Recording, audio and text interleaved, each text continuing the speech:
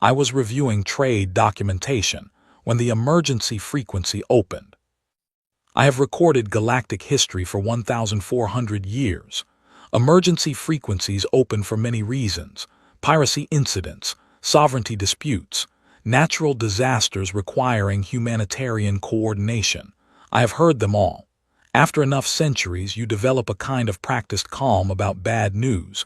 You receive it, you log it, you route it to the appropriate parties, you move forward. The emergency frequency on that morning was different. Not because of the sound. The sound was standard. 2 pulses and an identifier. Valthex Sovereignty, 3rd Expansion Fleet. A military unit that had been operating in the outer corridor routes for approximately a standard year. Nothing unusual about the source. What was unusual was what came next. The transmission was sent on Open Galactic Relay. No encryption. No specific recipient address. Broadcast wide across 40 relay points, the way you broadcast something when you want every species in the known galaxy to receive it simultaneously. When you are proud of something and you want witnesses. I listened to it once. I sat at my desk for 32 minutes without logging anything. Then I went to find Ambassador Caroline Webb. The human consulate on Rosun Prime is not an imposing building. Other species build their embassies as statements of power, tall structures with aggressive geometry designed to communicate permanence and authority. The human consulate looks like a home. It has a garden out front. The plants in that garden are from Earth, the human home world, not decorative plants, food plants, herbs that the humans actually use in their kitchen. A small tree that produces a fruit I was once offered and found unremarkable, but that the humans seem to consider deeply important. The front door is painted the color of a clear sky on a clear day on Earth. I have thought about that door more times than I can count since that morning. The humans chose that color deliberately. It is not an accident and it is not decoration. It is a message that I did not understand fully until later, and now that I understand it, it makes me feel things I do not have adequate language for. I rang the bell at 7 in the morning. Ambassador Webb answered the door herself. She was already dressed, already holding her coffee. The coffee was hours old from the smell of it, and she was drinking it anyway because she needed it to function and not because she was enjoying it. She looked at my face before I said a word. She said, "Come in." We sat at her kitchen table. I placed the incident report in front of her. I had written it in clinical notation, which is the professional standard, and also, I will admit now, because clinical notation was the only thing keeping me at the appropriate distance from what I had heard. She read it without speaking. I watched her read it. I have been trained to observe. It is the primary function of my role. And what I observed was this. Ambassador Webb read an incident report describing an attack on a vessel carrying 4,031 children, and her face did not change in any way that a neutral observer could measure. And this was the most frightening thing I had witnessed in 14 centuries of work. Human stillness is not the same as other species' stillness. When a Rosun goes still, they have found equilibrium.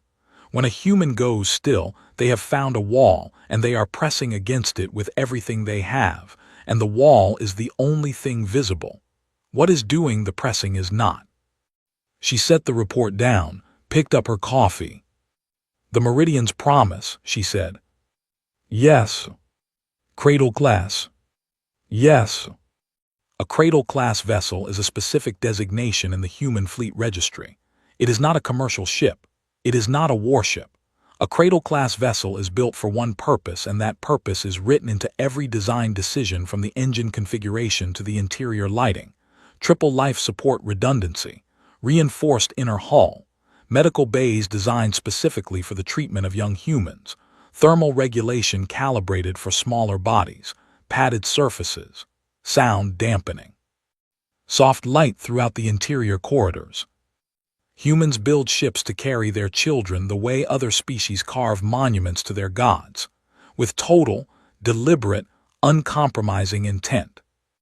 The Meridian's promise had been carrying 4,031 children, ages 3 to 14 years, en route to the Kessel 7 colony, a newer settlement that had requested families specifically to help build a stable long-term population. The ship had been 6 days out from its last waypoint when the Valthek 3rd Expansion Fleet intercepted it. The Valthek had conducted 31 corridor operations in the prior decade. Efficient, reliable, they stopped vessels, took what had value, transmitted a broadcast, and moved on. 31 operations without significant incident. They were practiced. They had not checked the Meridian's designation before moving to intercept. They did not know what a Cradle-class vessel was. I have recorded this in the official archive, and I am recording it here again because I want it stated in every document that carries my name. Veth Sarak, 5th Claw of the Valthek 3rd Expansion Fleet, did not know the designation of the ship they intercepted. This is confirmed fact. They did not know. I have spent considerable time wondering whether this changes anything. I have concluded that it does not. Ambassador Webb set her coffee cup down, looked out the window at the garden. The small fruit tree was still in the morning air. "Did they broadcast the names?" she said. I did not follow the question. She saw that I did not. She did not repeat it differently. She said, "The 4,031. Did the Valthek transmission include individual names, a manifest?" I checked. No, the transmission contained numbers, no individual identification. She nodded just once, very slowly. "That is all right," she said. "We know all of them."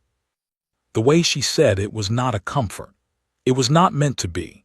It was the specific voice of a person who has located the thing they are going to do next, and the locating of it has settled them in a way that nothing soft or reassuring could have. A person who has found their direction in the dark and is now walking toward it. I stood, I thanked her, I moved toward the door. She walked with me. At the door she put her hand on the frame, looked at the garden for a moment. "Suvel." "Yes, Ambassador." "What I am going to do in the next 30 days is going to frighten you," she said. "I want you to hear that now, not as a warning, so that when you write about it later, you understand that I knew what it would look like, and I decided it was right anyway." I did not know what to say. She closed the door. I stood on the front steps for a length of time I did not log. The plants moved in the morning wind. The blue door held the color of a sky I had never seen. I walked back to the archive. I filed my report. Incident recorded. Consulate notified. Diplomatic response pending. What the report did not contain was the thing I am recording now, in this document, for the first time. I rang a bell at 7 in the morning to deliver the worst news I had ever been asked to carry. The ambassador answered the door already holding her coffee, already carrying something in her face that was not grief and was not anger. It was something past those two things, something that comes after them on the other side of them, in the place where a person has already decided. I have 47 languages, and I do not have a word for it. I have been looking since that morning. I am still looking. 11 days after I filed that report, a single human ship appeared on the galactic relay sensors near the Valthek corridor boundary. One ship. The monitoring stations logged it. I received the flag and pulled the identification data. The vessel was not a warship, not a troop carrier, not anything in the human military classification that indicated a combat configuration. It was a diplomatic courier medium class with standard armament. All human vessels carry weapons, all of them, even their research ships, their hospital ships, their supply runners. The galaxy had observed this for years and found it neurotic. The way a species can find an unfamiliar habit unsettling when they do not understand the history behind it. Now I was beginning to understand the history. The ship's name was the Reckoning of Do Things.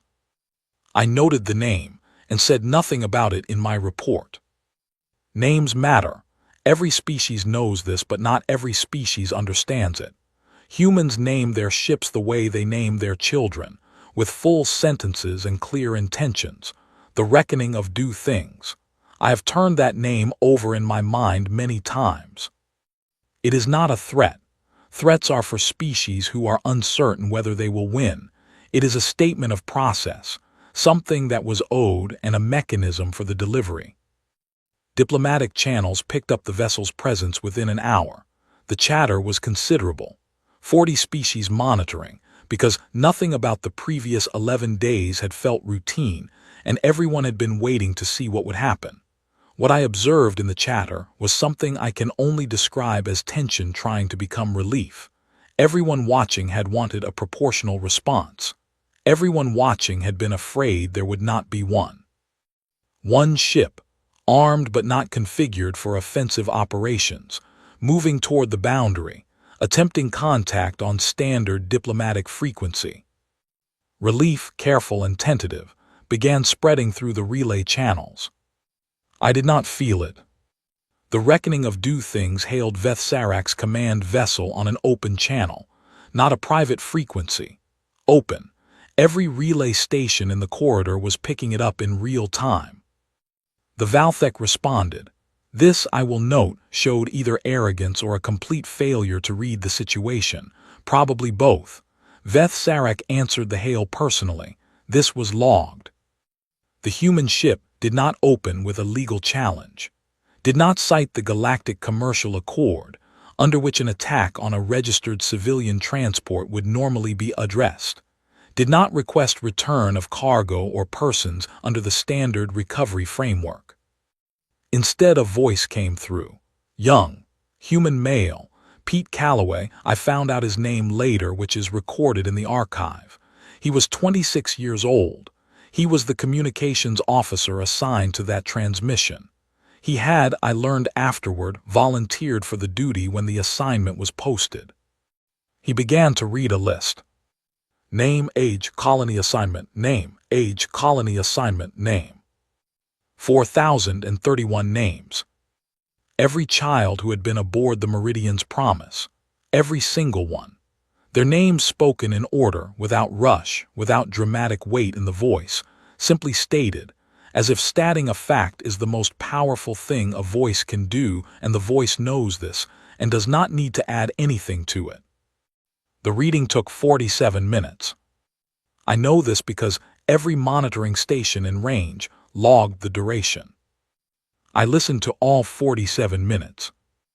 I will not describe what it was like to listen to 47 minutes of children's names read by a young man who had clearly made a decision about how he was going to do this, and had decided the way to do it was to make it quiet and steady and completely unadorned. I will simply say that other archivists on the relay network filed reports that day that contained, in the notes section, text that deviated from standard notation format in ways that suggest the archivists were affected by what they heard. My own notes from that period are unusually brief. At the end of the list, Pete Calloway said 7 words. We know the name of each one. Then silence. The Valthek channel was quiet for several seconds. Then Veth Sarak's voice came back. The content of that response is in the archive. I have read it only once. The tone was contempt. Performative contempt, which is a specific thing, the contempt of someone who wants an audience to witness them not being afraid. The substance was an invitation, a challenge. Come then, the corridor is wide, bring what you have. The reckoning of do things did not respond.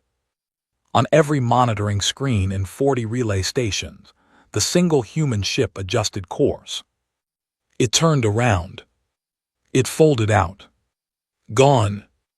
I want to describe what happened on the diplomatic channels in the minutes that followed, because I think it is important for the record. The relief came back, bigger this time, louder. The chatter was almost celebratory. One ship, a speech, a retreat. Humanity had made their statement, recorded the offense formally, and chosen not to escalate. This was, several diplomatic observers noted in official communications I have archived, mature restraint from a younger species that had sometimes struggled with proportionality. The Galactic Council representative for the Drevari Accord called it, in those exact words, an encouraging sign of human diplomatic development. I logged this. I did not comment on it. What I was doing instead in the hours after the reckoning folded out was pulling the data on human fleet positioning from the prior 11 days, not flagged files, public registry data, ship movement logs, travel permits, commercial route notifications. I was doing this because of a single detail that had been sitting at the back of my processing since the moment I filed my initial report. Ambassador Webb had said, "We know all of them." Not "we know how many," not "we have the number." We know all of them by name, every single child. She had said it before Pete Calloway read the list, before the 47 minutes, before anyone knew that was what humanity intended to do on that open channel. She had already known, the list had already existed, it had been ready. The question I found myself asking, as I pulled the fleet data, was not whether the humans were going to respond. That question had been answered when a woman opened her front door at 7 in the morning, already carrying that fourth thing I had no name for. The question was what the single ship and the 47 minutes of names had actually been. Had it been the response? Or had it been something else? I pulled the fleet registry. I pulled the travel permit database. I looked at 11 days of data, and I found what I should have been looking for from the beginning. In the 11 days between the Meridian's Promise incident and the Reckoning's transmission, 47 human commercial vessels that normally operated in the outer corridor routes had filed course deviations, not emergencies, planned deviations, filed properly through the correct channels with the standard 36-hour notice. Every one of them had moved away from Valthek-adjacent space. Not all at once, staggered, 3 here, 4 there, 7 in a single day near the end, staggered in a way that looked in the moment like normal traffic adjustment, route optimization, standard commercial behavior. Looked like it from inside the 11 days. From the outside, from where I was sitting with the complete data in front of me, staggered over 11 days, it looked like something else entirely. It looked like clearing a path. I sat with that thought for a long time. I went back to the registry and checked something else.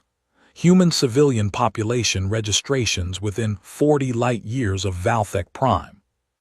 40 light-years is a large radius, larger than most species use when calculating safe distances from anything. The registration list was shorter than it should have been. Much shorter. I checked the transit records. Every human civilian, contractor, or registered non-military traveler that I could account for within that radius had filed emergency relocation papers in the prior 11 days. Not all on the same day. Again, staggered. A few families here, a research team there, a small trader's residence transfer on day 8. All of them gone. All of them outside the radius. I wrote a single line in my personal notes, separate from the official record. It said the ship turning around was not a retreat. Then I did something I had not done in many years. I put my personal notes away, and I took the rest of that evening away from work, and I sat in my rooms, and I did not think about galactic history. I thought about other things, smaller things. I have a photograph on my desk. It has been there for a long time. I do not discuss it with anyone because my professional function is observation and documentation, and personal material has no place in that function. I looked at the photograph for a long time that evening. Then I went back to work. The silence from human space lasted 9 days. Not a quiet silence, not the silence of a species that has decided to move on. Other species have silences like that, and they have a particular texture. Communications slow down, trade resumes its patterns, diplomatic channels return to routine topics. That kind of silence sounds like settling, like a breath let out. This silence was the other kind. On day 2, I noticed that human diplomatic staff on 12 worlds had gone on leave simultaneously. Not the same leave, not coordinated on paper. 12 individuals on 12 different planets, all filing standard personal leave requests through their respective consulates, all citing routine personal matters, none of them raising any procedural flag. On day 4, the number was 27. On day 6, it was 40. 40 human diplomatic personnel across 40 worlds, all on personal leave at the same time. I mentioned this to a colleague at the Drevari Accord office. He looked at the numbers and used the Drevari equivalent of a polite dismissal and said that humans take a lot of personal leave, which is true. It is one of their cultural habits that other species find slightly puzzling given how much they also work. I did not argue, I wrote it in my notes. I kept watching. On day 7, I noticed the second thing. 14 human research stations in the outer territories filed what is called a temporary operational suspension, standard bureaucratic form, facilities going into dormant mode for maintenance or budget review or scheduled rotation of staff, all completely routine individually, all filed within a 72-hour window. I pulled up the geographic coordinates of those 14 stations. They were all inside 40 light-years of Valthek Prime. I put those coordinates into a separate file. I labeled the file in the Rosun administrative system as a routine trade monitoring document because that was the label least likely to attract anyone else's attention. Then I kept adding to it. On day 9, Ambassador Webb requested time with the Galactic Council. She did not request a full session, not a formal hearing. She described it as a brief courtesy notification, a standing item, something she wanted the Council to have in the record, she said, for transparency. The Council granted the time. 15 minutes on the calendar, slotted between a territorial water rights dispute and an end-of-session review. I attended. My role as archivist grants me observation access to all council sessions. I sat in the secondary gallery and I watched Caroline Webb walk to the floor of the chamber. She was wearing the diplomatic equivalent of human business formal, clean and precise and completely unremarkable, which I was beginning to understand was a choice she made intentionally. She carried one folder.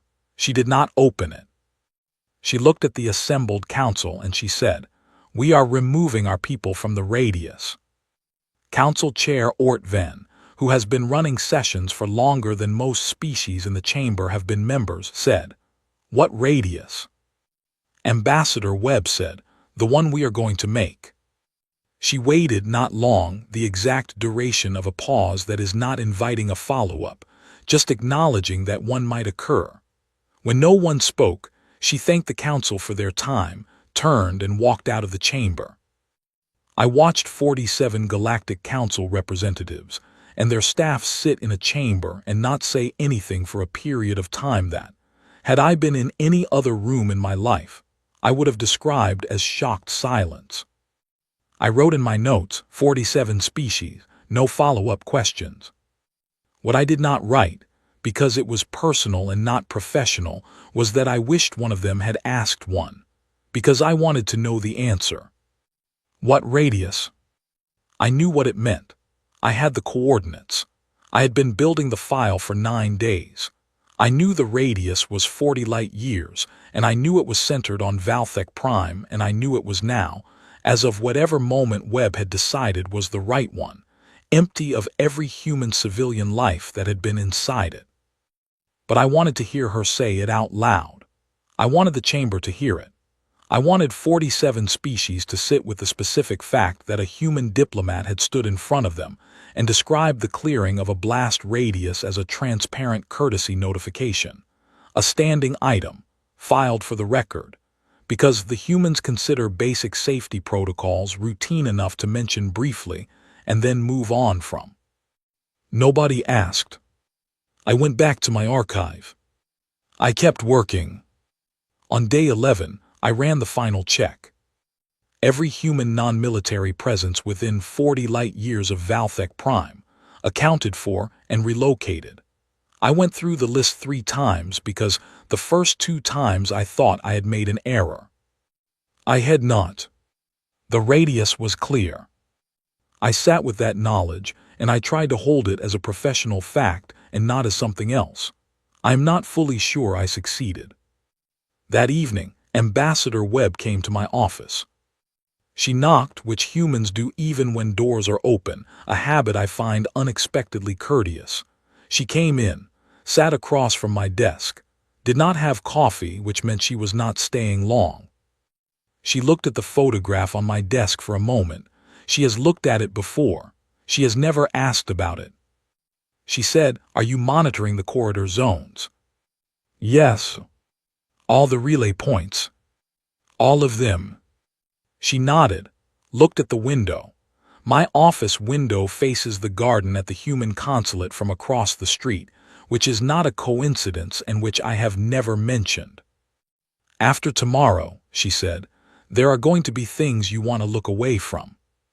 I said, "I am an archivist. I do not look away." She looked at me for a moment with an expression I know by now, which is the expression of a human who has just decided to believe you. "All right," she said, "then stay inside the margin, Suvel."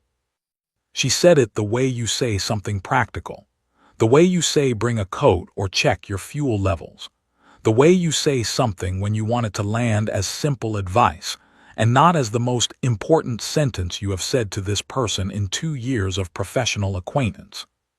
She left. I looked at the photograph on my desk for a long time after the sound of her footsteps had faded down the corridor. I knew what was coming the way you know weather, not the specifics, the pressure, the particular weight in the air of something large moving toward you from a direction you cannot quite see yet. I stayed inside the margin. And I waited. I want to be precise about what I can and cannot tell you from my own observation. I did not see it. I was at my archive post on Rosun Prime, which is 44 light-years from Valthek Prime, just outside the margin. I had the full sensor relay network available to me, every monitoring station in the corridor, every passive detection array the Rosun continuance maintains in that region of space. I had the best passive observational resources of any non-human entity in the sector. I still did not see it. What I have is data, sensor records, frequency logs, communication archives, the raw material of what happened, stripped of the visual, stripped of the direct witness. What I am giving you is the shape of the thing as measured from the outside, the way you can know a wave was enormous by looking at what it left behind on the shore. Make of that what you will. The fold space detection array registered the first event at 0340 hours, local Rosun time. A single fold space emergence, consistent with a human military vessel, class unspecified. Logged. Routine flag to my terminal. Between 0340 and 0512 hours, the array registered 213 additional fold space events.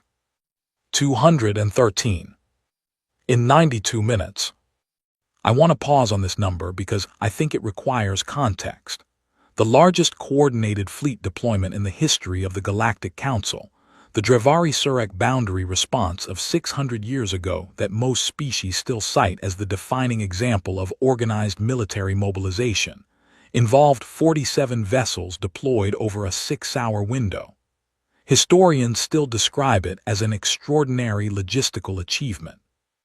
213 fold events in 92 minutes. I attempted to calculate the number of actual vessels this represents, accounting for multiple fold entries per ship during approach corridors. My best estimate is a range between 90 and 140 vessels. I stopped trying to calculate it after the third attempt. The array counts events. I stopped trying to interpret them. At 0512, Valthek communication frequencies went active. Not a broadcast. Emergency internal channels. I can confirm they were active. I cannot confirm the content because they had switched to encrypted short-range transmission at some point in the prior week, which is a thing you do when you expect to need secure communications and are planning accordingly. The frequencies were active until 0744. Between 0744 and 0800, they became sporadic, shorter transmissions, longer gaps. At 0800, they went quiet. Not jammed, not overridden by a stronger signal, not degraded by interference. Quiet, in the way a room goes quiet when the last person leaves it. I sat at my terminal. I kept the display active. I watched the silence for what it was. At 0911, a single transmission broke through on the emergency broadcast frequency, the universal open channel that every species in the galaxy monitors automatically because it is reserved by Galactic Council agreement for situations that require immediate attention from everyone with ears to hear. It was broadcasting from within the Valthek corridor, from inside the silence. The voice was Veth Sarek. I recognized it from the original broadcast, the voice that had laughed on open relay when they sent their transmission about the Meridian's promise. This voice was not laughing. This voice was doing one thing, and one thing only, which was asking a question in standard galactic. 4 words. You hurt the young humans. I will write what I heard in that voice, because I am an archivist and it is my function to record accurately, and I will not simplify this for the comfort of readers who come after. What I heard was understanding, the specific quality of a voice that has just arrived at a fact it should have found 11 days ago and did not, and is now standing inside that fact, and the fact is very large and the voice is very small inside it. What I heard was a question not directed at the human fleet, directed inward, directed at the self, the kind of question you ask when you already know the answer and the knowing is the worst part. You hurt the young humans. As if the confirmation would help. As if it would change anything. The emergency channel was silent for 40 seconds. Then the response came. From the reckoning of do things, which had been there the entire time, sitting at the edge of the corridor since the day it had turned around and folded out, which I now understood had not folded out of the situation but back into a waiting position, the response came. Pete Calloway's voice, the same communications officer, the same young man who had volunteered for the duty. The list. The same list. 4,031 names, same order, same steady voice. This time there was a second voice. After every 20 names or so, a woman's voice, older, controlled in the specific way that takes most of a lifetime to develop. I knew the voice. I did not put the recognition in my official report because it was not relevant to the formal record, but I am putting it here because this document is mine and the truth belongs in it. It was Ambassador Caroline Webb. After every cluster of names, she said 3 words. We remembered them. The reading took 9 hours. I listened to all of it.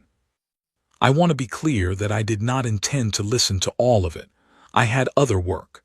I have always had other work, 1,400 years of it, but I did not close the channel and I did not lower the volume and I did not leave my desk. I want to be honest about why. The 47 minutes of the first reading had been difficult in a professional sense. 9 hours of the second reading was something else. It was not difficult. It was something that happened to me, to the part of me that is not the archivist, the part that I do not discuss and do not document, the part that occasionally sits in my office at the end of a long day and looks at a photograph and allows itself to exist outside the record. At the 4-hour mark, I stopped taking notes. At the 7-hour mark, I closed the official archive display. At the 8-hour mark, I was sitting with my hands flat on the desk and nothing else. I did not look at the photograph. I could not. 4,031 names. After the 4031st name, Pete Calloway's voice stopped. Ambassador Webb did not say we remembered them one final time. She said something different at the end. She said, "Now you know that we do." Then the channel closed. The reckoning of do things folded out.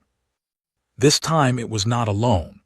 The array registered 211-fold events departing in the 30 minutes that followed, not 92 minutes, 30. The departure was faster than the arrival, which was a detail I logged and then immediately understood the significance of. They had not been in a hurry to leave. The corridor returned to sensor silence. Valthek communication frequencies did not come back. I waited at my terminal for 3 hours. Perhaps I believed on some level that something would come back, some signal, some indication of what remained inside the silence. Nothing came. At the end of the 3rd hour, I wrote a single line in my personal notes. The ship turning around was not a retreat. The broadcast was the last thing Veth Sarek ever heard. I filed no official report that day. I went home. I sat in my rooms and did not turn on any communications equipment and did not contact anyone. I have not and will not describe what I did in the hours between returning to my rooms and returning to work the next morning, because some things belong entirely to the person they happen to. What I will say is this. The galaxy had spent 11 days worrying about what the humans would do. The Galactic Council had issued careful statements about measured responses. Diplomatic observers had written papers about the importance of proportionality. Everyone had theories and frameworks and carefully considered positions. Nobody had asked the correct question. The correct question was never what humanity would do. The correct question was what humanity is. I know the answer now. I did not want to know it. Now I know it, and I will carry it for however many years remain to me, alongside the photograph on my desk, in that category of things that are too true to be comfortable and too important to put away. The first human vessel to enter the former Valthek corridor zone after the Reckoning departed was not a warship.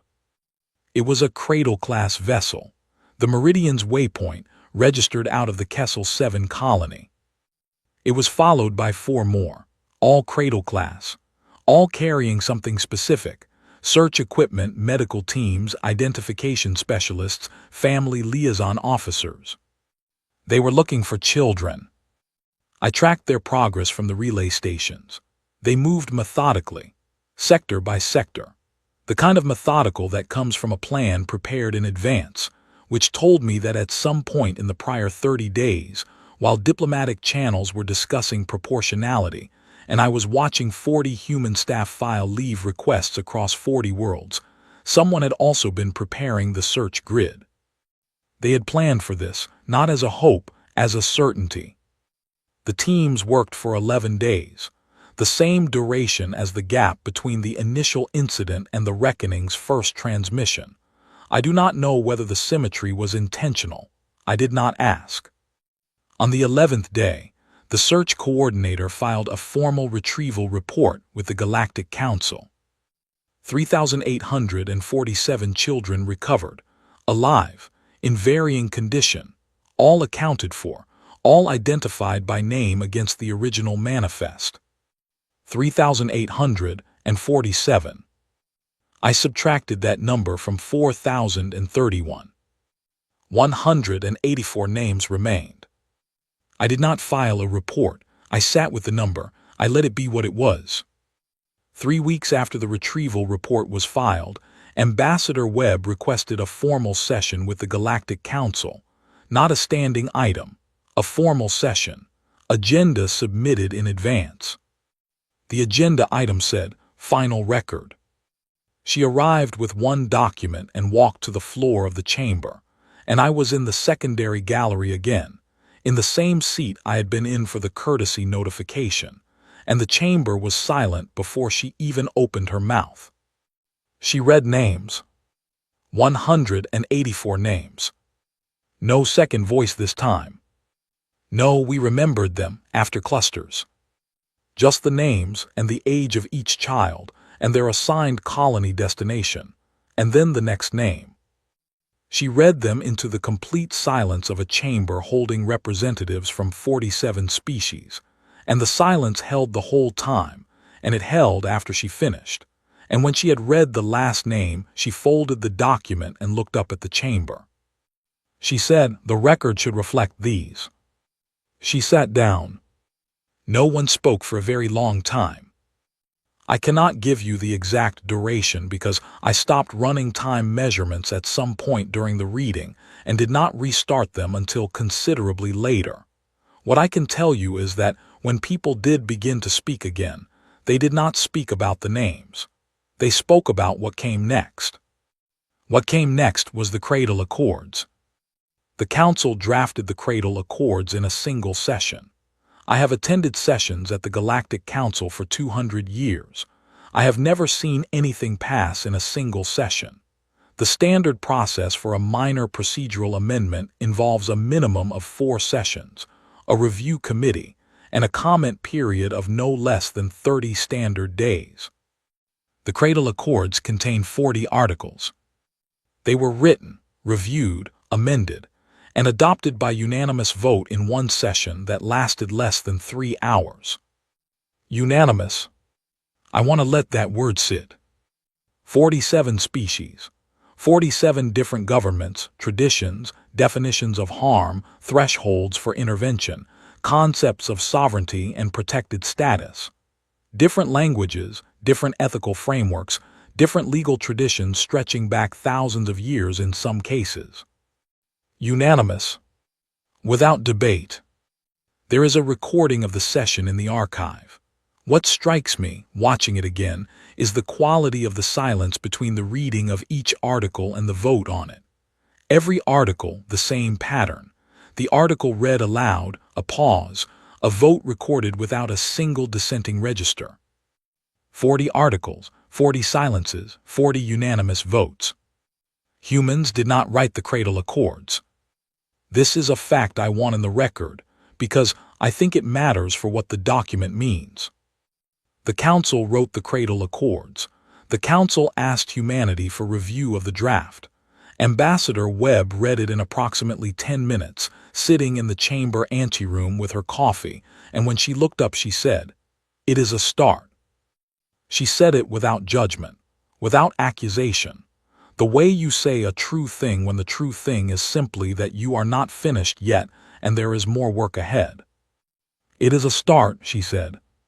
Council Chair Ortven, who has heard harder things in longer tenures than most species can match, nodded once and said, "Then we will continue the work." "Yes," she said, "we will." I recorded that exchange in the official archive, and I am recording it again here because I want to put both documents next to each other. The courtesy notification at the beginning, where she said we are removing our people from the radius, and this one at the end, where she said it is a start. 2 sentences, 30 days apart, the shape of what happened compressed into the space between them. I went back to my office after the session. The building was quiet, late in the day. Most of the archive staff had finished their work and gone home. The corridor lights had dimmed to evening setting. I sat at my desk. I looked at the photograph. I have never described the photograph in any document, and I will not describe it in full now. I will say only that it is old, older than my current posting, older than most of the political entities whose paperwork I have been filing for the past several centuries. The person in it is small, and the picture was taken on a day that was clearly a good one, and the colors have faded in the way that photographs do when they have been looked at many times over many years. I sat with it for a long time. I thought about Pete Calloway, 26 years old, standing at a communications console and choosing to volunteer for a duty that no one should have to perform, and performing it with a steadiness that I think was not the absence of feeling but the absolute presence of it, controlled the way you control a thing when you refuse to let it stop you from doing what needs to be done.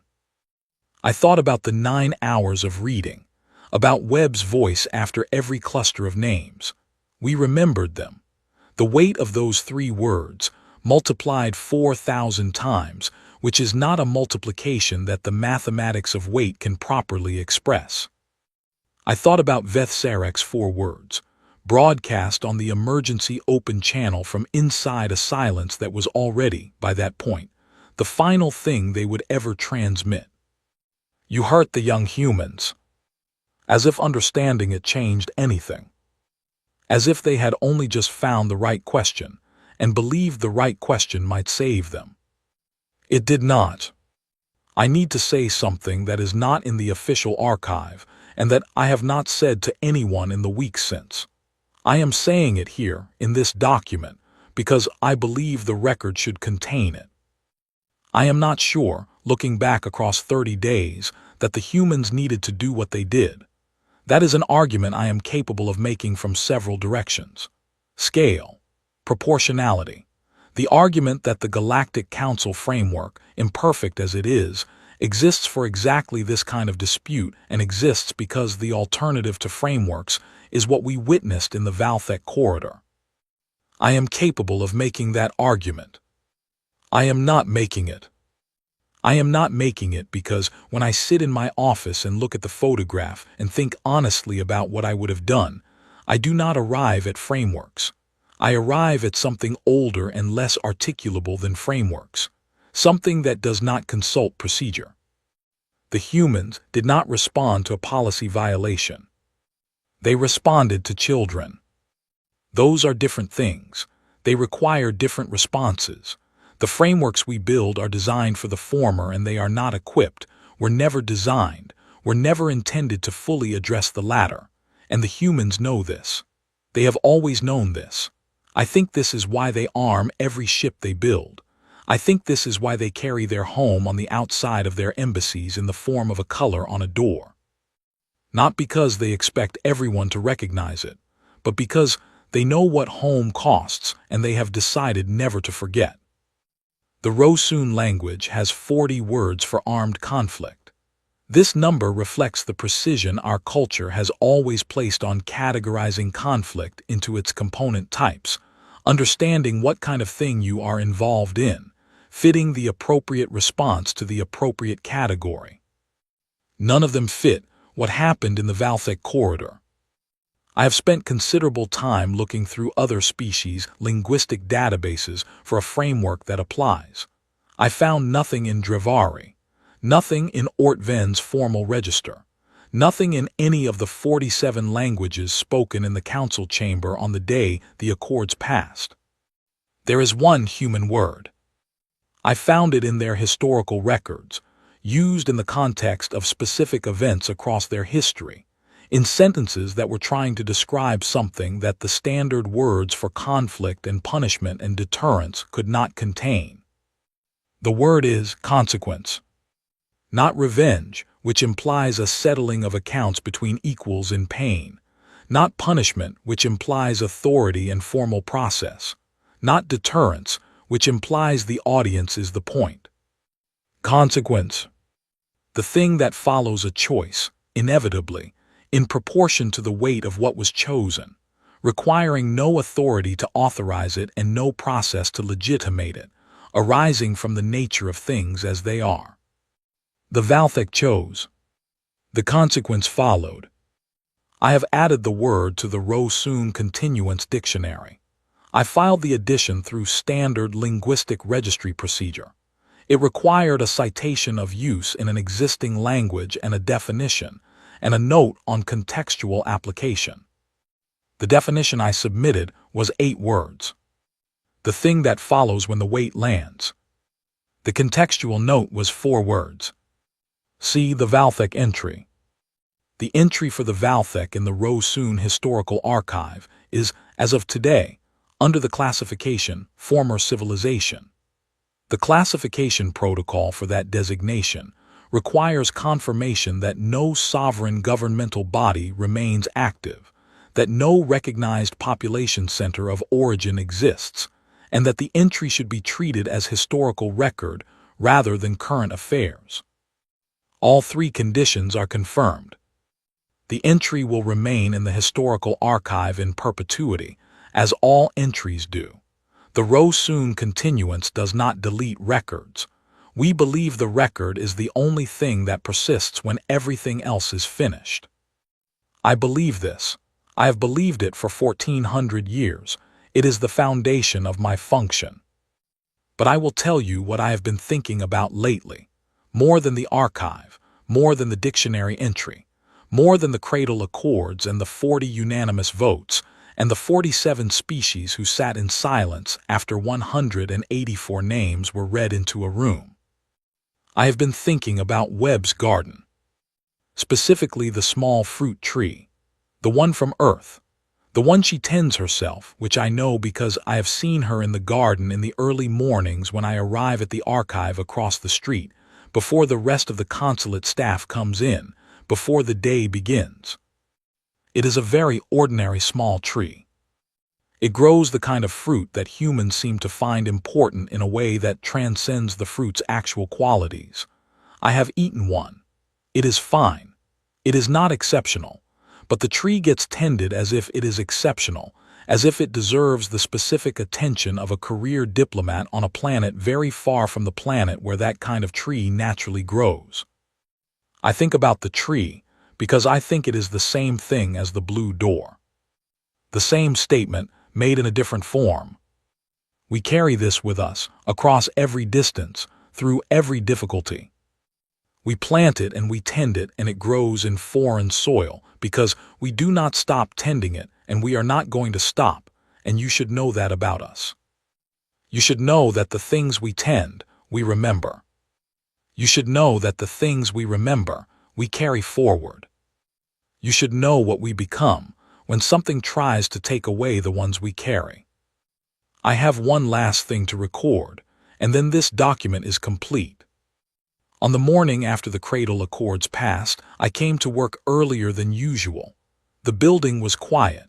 The corridor lights were still on night setting. I had a cup of tea from the machine in the archive kitchen, the kind that is not very good but is warm, which was what I needed. I sat at my desk. I opened the photograph. I looked at it for the amount of time I needed to look at it. Then I put it back. Then I did something I have never done in 1400 years of this work, and that I will not do again, and that I did once because I decided once was the right number. I picked up my communication terminal, and I called Ambassador Webb. It was early. She answered after 2 signals. She had her coffee. Of course she had her coffee. I said, "Ambassador, I wanted you to know that I listened to all of it." She was quiet for a moment. She said, "I know." I said, "All 9 hours." She said, "I know, Suvel." I did not say anything else for a moment. I was trying to find the words and not finding them, which is an experience I do not have often and do not enjoy and do not usually allow. She waited. She is patient in the specific way of a person who has waited for harder things. I said, "I have a photograph on my desk." She said, "I have seen it." I said, "Yes, well," and then I stopped. She said quietly, "I know." I believed her. I believe she did know. I believe she has known since the morning I rang her bell and she read the report and asked about the names. I believe many things I cannot verify, and this is one of them, and it is the one I hold most carefully. We said good morning, and the call ended. I opened the archive. I began to work. Outside the window, across the street, the small fruit tree moved in the morning wind. It was growing. It was going to keep growing. And somewhere, in a corridor zone 40 light years away, 4,031 names were in the record and they were going to stay there, because the record does not forget, and neither do the humans who put them in it, and neither do the people who listened to all 9 hours and sat with their hands flat on the desk and did not look away. I am Suvel, archivist of the Rosun continuance. I have recorded galactic history for 1,400 years. This is the most important thing I have ever written. I am not finished writing it. None of us are.